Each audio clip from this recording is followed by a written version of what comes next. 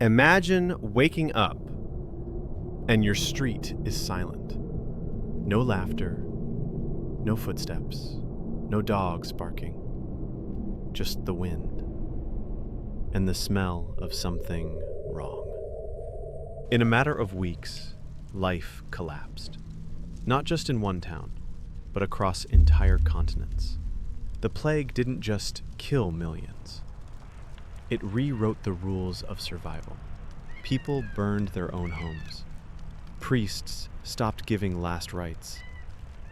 Families locked their doors and left each other to die. This isn't just history.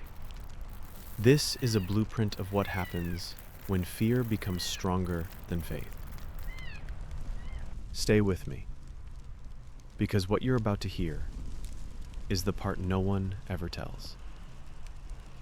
And once you hear it, you won't forget it. You were basically a bureaucrat with a mask. If you thought plague doctors spent their days doing dramatic life-saving surgeries or brewing potions like wizardly healers of old, guess again. Most of the time, you weren't healing. You were writing things down. You were a glorified notary with a stick and a dead bird strapped to your face. Daily duties? Paperwork, lists of the dead, reports on infection counts, tallying who had symptoms, who was already coughing black bile, who just dropped dead in the square, and who probably would by Tuesday. Bureaucracy, baby. You also acted as a kind of walking quarantine inspector. Think of a government health auditor mixed with a grim reaper. If you visited someone's home and confirmed plague, you filed the paperwork that got their house boarded up with them inside. That's right, being the guy who effectively sentenced entire families to die in isolation wasn't a fast track to popularity. Sometimes you were assigned to observe bodies before burial. This meant poking them with a stick to check for fake deaths because, yes, people faked their deaths to avoid taxes, exile, or being walled inside their homes. You had to declare them officially dead, which was less glamorous than it sounds when their jaw falls off mid-inspection. You might also be required to serve as a witness to wills, especially since death was almost guaranteed once the symptoms set in. So now you're playing doctor, coroner, legal notary, and public health officer, badly, while dressed like the world's most unsettling bird. There's a reason so many plague doctors were recruited from outside the cities they served. No one local wanted to do the job, and more importantly, the governments wanted someone disposable. You were a tool, a temporary fix for a long-term catastrophe. Once the plague died down, your use expired. Did you survive? Cool. Here's your 5 silver coins. Now get out. Segment 2. Your mask smelled like desperation and spoiled herbs. Let's talk about the beak, the infamous plague doctor mask, the world's most terrifying cosplay. That thing wasn't for style, it was your only line of defense against airborne miasma, which, to be clear, didn't actually exist, but people believed the air itself was poisoned, especially foul-smelling air, and the mask was supposed to filter it. So doctors stuffed the beak with a blend of herbs and spices. Lavender, rose petals, cloves, myrrh, mint, and sometimes vinegar-soaked cloth or camphor. Did it work? Not even a little, but at least it smelled marginally better than the streets, which were awash in blood, feces, bile, and the unmistakable stench of rot. Except after a few hours or days, that lovely bouquet in your nose turned sour. All that heat and moisture from your breath made the herbs ferment. The inside of your mask became a fungal terrarium. Your nose was marinating in moldy flour soup. And you had to wear that thing for hours at a time. You'd eat with it nearby, sleep with it by your cot. Some plague doctors never took it off in public for fear of being attacked or infected. Your entire face was a hot, itchy, damp horror show of sweat, mildew, and despair. If you were lucky, you didn't develop skin rashes or infections from it. If you weren't, you'd break out in sores from constant exposure to damp wool and festering herb paste. Try not to think about the bugs. Because, yes, the mask could collect those too. In theory, it was protection. In reality, it was an olfactory coffin. Your own portable reminder that medicine still had no clue what it was doing. Segment 3. The pay sucked and you might not even get it. All right, let's talk money. Because you didn't sign up to drain pustules and inspect body pits for the glory. No, you were in it for the paycheck, or at least the promise of one. Cities did offer plague doctors contracts, some even guaranteed generous salaries. On paper. The reality? You were often paid late, paid in devalued currency, or not paid at all. Governments collapsed, town treasuries dried up, the rich fled the city, and suddenly the guy who promised you 50 florins and a goat is nowhere to be found. Some doctors were paid in lodging and food, which would be fine if lodging didn't mean a flea-bitten shack on the edge of a quarantine district, and food wasn't week-old bread and rat stew. You were lucky if your contract was honored.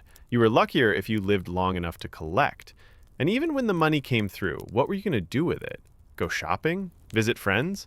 Most plague doctors were social pariahs. Your stink, your gear, and your whole aura screamed unclean. No one wanted to sit next to you in church, let alone share a drink. You might save up your earnings only to die a week before payday. Or you'd leave town and be told your plague doctor stench made you unwelcome. Good luck renting a room when the landlord thinks you've been handling corpses all day. Spoiler, you have. The job wasn't stable. It wasn't secure. It didn't offer upward mobility, but it did offer lots of exposure to disease, social rejection, and questionable soup. Live, die, or vanish, you probably weren't cashing in. Quarantine wasn't clean. It was a death sentence. One of your primary responsibilities as a plague doctor was enforcing quarantine. And let's not sugarcoat it. Quarantine in the 17th century wasn't some cheerful stay-at-home policy.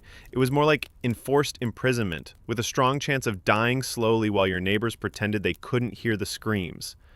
If someone in a household showed symptoms, the whole home might be sealed. With nails. From the outside. A red X would be painted on the door. Guards were posted to prevent escape. That family? Trapped, often with minimal food, no medicine, and no means of communication.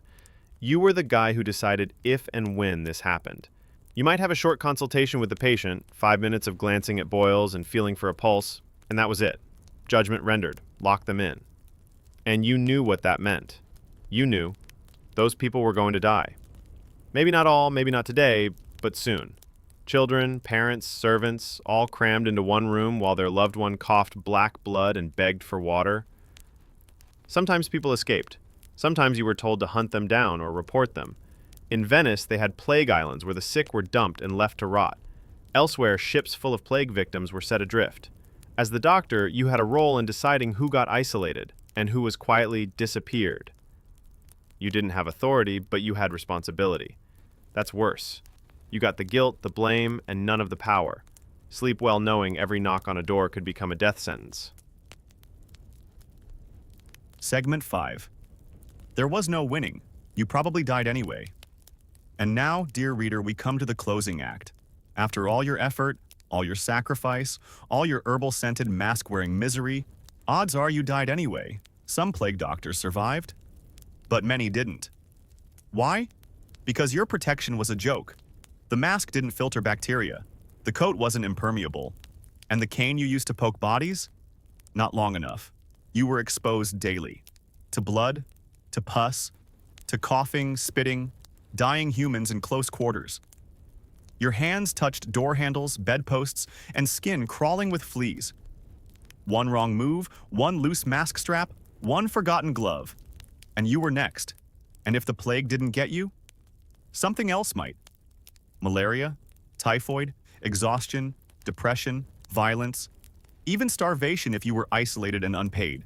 You were constantly underfed, overstressed, and surrounded by death. That takes a toll. If you survived the plague, you might still suffer for life.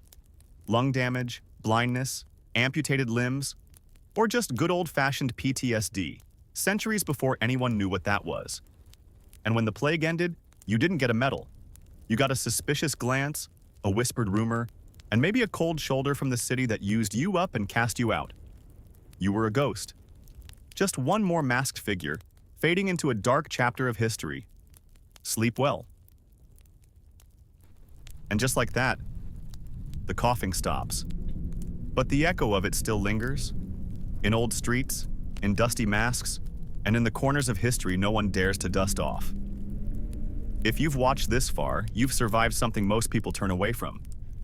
So, take a breath. Then come back next time when we uncover the next job from history's darkest nightmares.